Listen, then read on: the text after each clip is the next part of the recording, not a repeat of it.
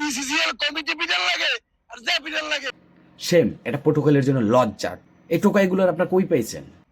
মোরা কইলাম মোরা পর্তুগালে কাপ নিমু, খেলার শুরুর আগের দিনই কইছি মোরা কাপ নিমু, হাতে যদি বিসিসিএল কমিটি পিটার লাগে আর যা পিটার লাগে।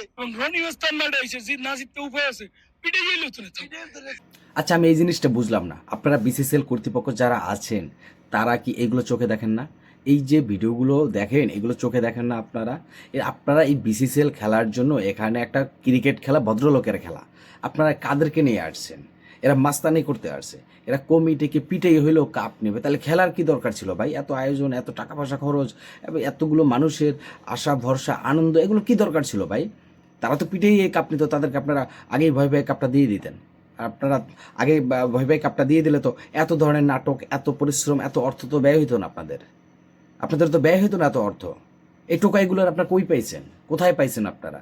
এগুলো কিভাবে এই ধরনের কথা সোশ্যাল মিডিয়ায় ছড়ায় যে কাপ পিড়ে হইলেও নেবে, এরা কমিটিকে পিটাইয়া হইলেও তারা কাপ নেবে? What is this? এটা কি বলে? এটা আমার মাথায় আসে না।